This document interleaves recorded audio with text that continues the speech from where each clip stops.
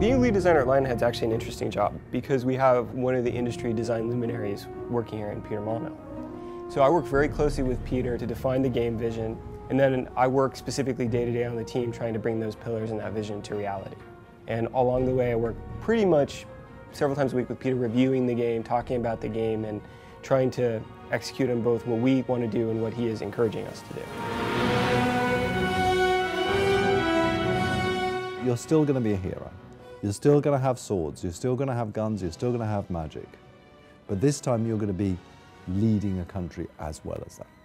We're not going to make it easy for you though. There are going to be challenges in your rule. Like many of us have seen, the leaders that we elect in today's world often age badly in the first couple of weeks when they realise the enormity of the problem that they're taking on.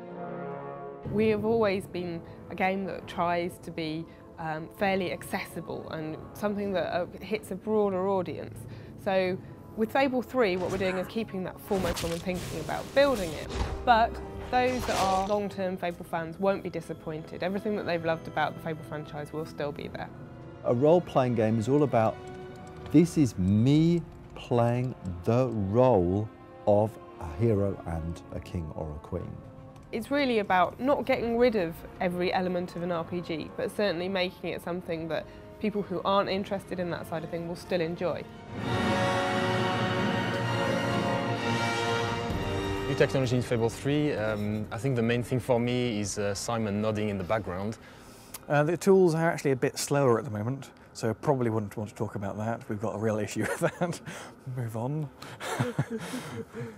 Obviously, with Fable 2, we had a stable code base to work from, so we've mostly been working on new cool things to go and put into the game. One of the things that people have come to expect from Fable is innovation. And in Fable 3, we've really pushed the boat out. We've totally looked at the morph system, thrown it all away, and started again. And the first thing that we've got is something called extreme morphs. Now, these extreme morphs are on an expression. So you're walking along and someone just upsets you. You can press this expression and out of your back appears these huge angel wings. A shaft of light comes down and shines on you. Everyone around you steps back and, oh my goodness, there you're showing your true character off. Aggressive. Smile, stern. We've got hot syncing in the tools now, so all the artists can edit a texture and pop it into the game immediately just by hitting a button, and it never fails, obviously. Can I redo that bit? Never works.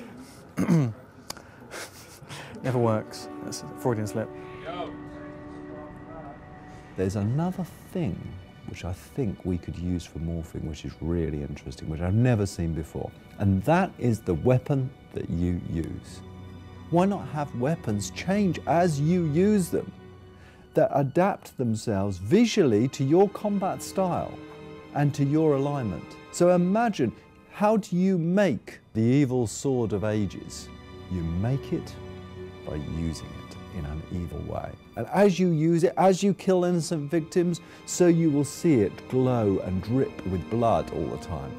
I want everybody in the world to have unique weapons. As we teach you our new way of doing weapon customization, we need to think about how we teach that to the player, making sure that every facet of it makes sense, is clear, is understandable, isn't too complicated, but is deep enough, and all of that is very hard, very challenging, but it's also very fun. More excitingly is with the lighting system. In Fable 2, I think, to generate the lighting for all the levels took a bank of 6 very, very powerful machines, 7 days to generate all the lighting for everything. Today we've got a bank of 1 machine which generates all the levels in 5 hours, which is a lot better. We've also been looking at how you express yourself, and we're giving you the ability to touch things. Now this may sound strange, but imagine this, being able to reach out and touch your girlfriend in the game, being able to hold, persuade, pull, push, all that can be done dynamically. There is a fantastic amount of fighting and great combat and a really swift, pacey storyline, which is really engaging and really snappy. Fable 3 is going to be a damn good adventure.